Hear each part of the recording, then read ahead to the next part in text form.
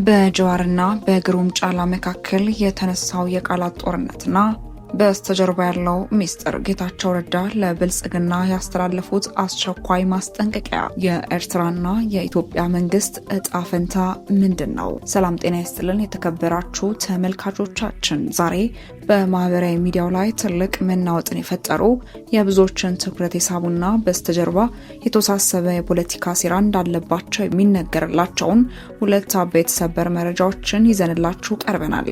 እስከ መረጃችን ፍጻሜ ድረስ አብራችሁ እንድትቆዩ በአክብሮት እንጋብዛችኋለን። የመጀመሪያው መረጃችን በታዋቂው ፖለቲከኛ ጀዋር መሐመድና በታዋቂው የሚዲያ ባለሙያ ግሩም ጫላ መካከል የተነሳው እሳትና ጭስ ነው። አንዱ ሌላውን የተሸጥክነ ሲለው፣ ሌላኛው ደግሞ መልሶ ሌባ በማለት በማስረጃ ጭምር በአደባባይ ተወጋግዘዋል።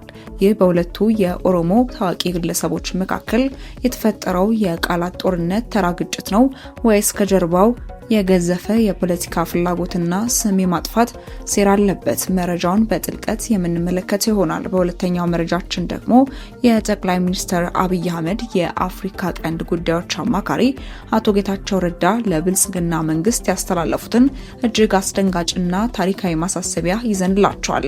የኢትዮጵያ መንግስታት መምጣትና መሄድ፣ መውደቅና መነሳት ቀጥታ ከኤርትራ ጥያቄ ጋር የተያያዘ ነው ያሉበትንና የአሁኑን የብልጽግና መንግስት ህልውና አደጋ ላይ ሊጥል የሚችለውን ስጋት የገለጹበትን ሚስጥር ዝርዝር ትንታኔ ይዘንላቸዋል።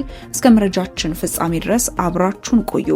በማህበራዊ ሚዲያው ላይ ትልቅ መነጋገሪያ የሆነውና የብዙዎችን ቀልብ የሳበው የሰላ የቃላት ምልልስ የተካሄደው በጀዋር መሐመድና በግሩም ጫላ መካከል ነው። ነገሩ እንዴት ተጀመረ?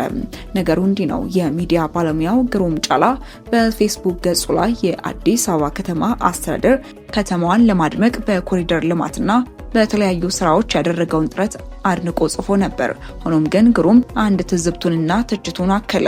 በህንፃዎች ላይ የተተከሉ መብራቶች እየጠፉ ከተማዋ ወደ ጨለማ እየተመለሰች ነው። ይህ ስራ ጊዜያዊ ሳይሆን ቋሚ እንዲሆን ክትትል ሊደረግበት ይገባል በማለት አሳሰበ። ይህ ጽሁፍ በበጎ የተጻፈ ትችት ይመስል ነበር። ነገር ግን ፖለቲከኛው ጀዋር መሐመድ ይህንን ጽሁፍ ዝም ብሎ አላለፈውም። ጀዋር በኤክስ በቀድሞ ትዊተር ገጹ ላይ የግሩም ጫላን ጽሁፍ ስክሪንሾት በማያያዝ ብልጭልጩ እየጨለመ ነው ይለናል የሞዴል ባለጊዜ የሚል ቀልድና ፌስ የተሞላበት የግሩምን የፖለቲካ አቋም የሚሸነቁት አስተያየትን ሰጠ።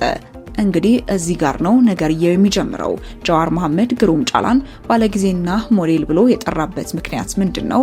የፖለቲካ ታዛቢዎች እንደሚሉት ግሩም ጫላ አሁን ካለው የብልጽግና ስርዓትና በተለይም ከአዲስ አበባ ከተማ አስተዳደር ጋር የጠበቀ ግንኙነት እንዳለውና ስራዎቻቸውን እንደሚያስተዋውቅም ይነገራል። ጀዋር ባለጊዜ ሲለው አሁን ስልጣን ላይ ካለው አካል ጥቅም እያገኘ ያለ ሰው መሆኑን ለማሳየትና ለማጣጣል ፈልጎ ነው። ነገር ግን ነገሩ በዚያ አላበቃም። የጀዋር የፌዝ አስተያየት ግሩም ጫላን ክፉኛ አስቆጥቶታል። ግሩም በይፋ በአደባባይ ከመመለስ ይልቅ በቀጥታ ለጀዋር መሐመድ የውስጥ መስመር መልእክትን በመላክ ቁጣውን ገለጸ። ጀዋር በኋላ ላይ ይፋ ባደረገው የስክሪንሾት ማስረጃ መሰረት ግሩም ለጀዋር እንዲህ የሚል ከባድ ስድብ ልኮለታል። አንተ ለመላው የኦሮሞ ማህበረሰብ ውርደት ነህ፣ በሁሉም መንፈስ የተሸጥክ ነህ የሚለው ቃል ቀላል ቃል አይደለም። ግሩም ጫላ ጀዋርን የኦሮሞን ሕዝብ ጥቅም አሳልፎ እንደሰጠ፣ የፖለቲካ አቋሙን እንደቀየረና ለሌላው አካል እንደተገዛ አድርጎ ነው የከሰሰው። ይህ በውስጥ መስመር የተላከ የስድብ ናዳ ጀዋርን ይበልጥ እንዲቆጣና ጉዳዩን ወደ አደባባይ እንዲያወጣው አድርጎታል። ጀዋር መሐመድ ይህንን የግሩምን የውስጥ መስመር መልእክት ፎቶ አንስቶ በይፋዊ የኤክስ ገጹ ላይ በመልቀቅ እጅግ ከባድና ጠንካራ ምላሽን ሰጥተዋል። ጀዋር እንዲህም ብሏል። ግሩም ጫላ የኦሮሞን አርሶ አደሮች የሚያፈናቅሉ፣ መሬታቸውን የሚሰርቁና ያገኙትን ገንዘብ በቅንጦት መኪናዎች ላይ የሚያባክኑና በዚያም የሚመጻደቁ እንዳንተ ያሉ ሌቦችን ማጋለጤ የተሸጥክ የሚያስብለኝ ከሆነ ያንን ስያሜ በክብር እለብሰዋለሁ። ይህ አሁን ተራ ስድብ መሆኑ ቀርቶ ወደ ከባድ የፖለቲካ ክስ ተለውጧል። ጀዋር መሐመድ ግሩም ጫላን የኦሮሞን አርሶ አደር የሚያደናቅፉ፣ መሬት የሚሰርቁ፣ በህዝብ ስም የተገኘን ገንዘብ በቅንጦት መኪና የሚያባክኑ ሌቦች በማለት በቀጥታ ፈርጆታል። እዚህ ጋር ነው ትልቁ ጥያቄ የሚነሳው። ለምን አሁን በጀዋርና በግሩም መካከል ያለው እውነተኛ ፍጥጫስ ምንድነው? ታዛቢዎች እንደሚሉት ይህ ግጭት በሁለቱ ግለሰቦች መካከል ብቻ የተደረገ ሳይሆን በኦሮሞ ፖለቲካ ውስጥ ባለው የሀሳብ መከፋፈልና የስልጣን ፉክክር ዙሪያ የሚሽከረከር ነው። ጀዋር መሐመድ ከቅርብ ጊዜ ወዲህ ከመንግስት አካሄድ ጋር እየራቀና የብልጽግናን ፖሊሲዎች በተለይም የከተማ ውበትና የኮሪደር ልማቱን የህዝብ ማፈናቀል እያለ በተዘዋዋሪ እየተቸ ይገኛል። ግሩም ጫላ በበኩሉ የመንግስትን ስራዎች የሚያደንቅና የሚደግፍ በመሆኑ ጀዋር ግሩምን መምታት የፈለገው የመንግስትን ፕሮፓጋንዳ ለመስበር ታስቦ ነው ይላሉ። በሌላ በኩል ግሩም ጫላ ጀዋርን የኦሮሞ ውርደት ማለቱ ጀዋር ቀደም ሲል የነበረውን የቄሮ መሪነትና በኦሮሞ ህዝብ ዘንድ የነበረውን ተሰሚነት አጥቷል ብሎ ስለሚያምንና አሁን የሚከተለው የፖለቲካ መስመር የኦሮሞን ብሔርተኝነት አያገለግልም በሚል እምነት እንደሆነም ይገመታል። ይህ ፍጥጫ በማህበራዊ ሚዲያ ተጠቃሚዎች ዘንድ ሰፊ መነጋገሪያም ሆኗል። የሁለት ወገን ደጋፊዎችም እርስ በርስ የቃላት ጦርነት ውስጥም ገብተዋል። አሳሳቢ ወደሆነው መረጃችን ስናልፍ ደግሞ በኤርትራ ጉዳይ የጌታቸው ረዳ ማሳሰቢያ ለብልጽግና ተሰጥቷል።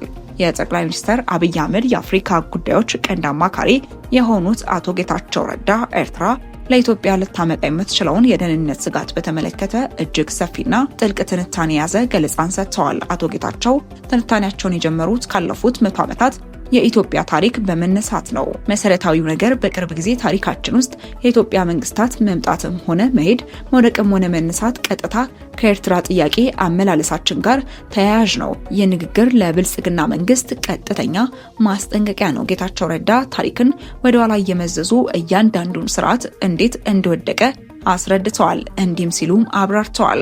የአፄ ኃይለሥላሴ መንግስት የኤርትራን ጥያቄ ለመፍታት የሄደበት መንገድና የተከተለውን ስትራቴጂ ለውድቀቱ የራሱ ትልቅ አስተዋጽኦ አድርጓል። የደርግ መንግስት የኤርትራን ጥያቄ በጦርነትና በኃይል ለመፍታት የወሰደው እርምጃ የደርግን ውድቀት ያፋጠነ ትልቁ ምክንያት ነበር። የኢህአዴግ መንግስት ከኤርትራ ጋር የነበረውን ግንኙነት የባድመ ጦርነትና ከዚያ በኋላ የተከተለው ጦርነትም የለም ሰላምም የለም አካሄድ በመጨረሻ ለኢህአዴግ ውድቀትና ለስልጣን መልቀቅ ትልቅ ሚናን ተጫውቷል። እንግዲህ ተመልካቾቻችን አቶ ጌታቸው ረዳ ይህንን ታሪካዊ ትንታኔ አሁን በስልጣን ላይ ላለው የብልጽግና መንግስት ያቀረቡት በምክንያት ነው። አሁንም ቢሆን ከኤርትራ ጋር ያለውን ግንኙነት የሚያዝበት ወይም የሚመራበት መንገድ የብልጽግናን መንግስት ህልውና ሊወሰን እንደሚችል እያሳሰቡ ነው። በአሁኑ ሰዓት በኢትዮጵያና በኤርትራ መካከል ያለው ግንኙነት መሻከር ውስጥ መሆኑ ይታወቃል። ጌታቸው ረዳ ሲናገሩ አሁን ከኤርትራ ጋር ያለን ግንኙነት ቀጥታ የብሔራዊ ደህንነት ጉዳዮችን ብቻ አይደለም። ስለ ወደብ ስናነሳ፣ ስለ ግንኙነት ስናነሳ፣ ስለ ኤርትራ መንግስት ባህሪ ስናነሳ ከታሪክ አንጻር የኤርትራን ጥያቄ የምንመልስበት ሂደት ከአጠቃላይ ህልውናችን ጋር ተያያዥነት አለውም ብለዋል። ይህ ማለት ምን ማለት ነው? የብልጽግና መንግስት የባህር በርና የወደብ ጥያቄን በሚያነሳበት ከኤርትራ መንግስት ጋር ያለውን ዲፕሎማሲ በሚያናጋበትና የአሰብን ጉዳይ ወደ አጀንዳነት በሚያመጣበት በዚህ ወቅት ታሪክ ራሱን እንዳይደግም ከፍተኛ ጥንቃቄ ማድረግ አለበት እያሉ ነው። ካልሆነ ግን ልክ እንደቀደሙት 3 መንግስታት ሁሉ የአሁኑ መንግስት እጣ ፈንታ ውድቀት ሊሆን ይችላል የሚል ስውርና ከባድ መልእክትን ያዘለ እንደሆነም ይነገራል።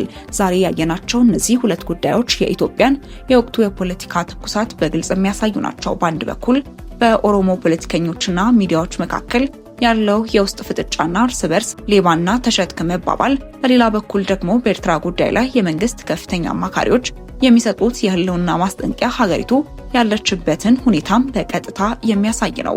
ወደ ተመልካቾቻችን እናንተ ስለዚህ መረጃ ምን ትላላችሁ? ሀሳብ አስተያየቶቻችሁን ኮሜንት መስጫ ላይ ጻፉልን። አብራችሁን ስለነበራችሁ እጅግ አድርገን እናመሰግናለን። በቀጣይ መረጃዎች እስክንገናኝ ድረስ መልካም ቆይታ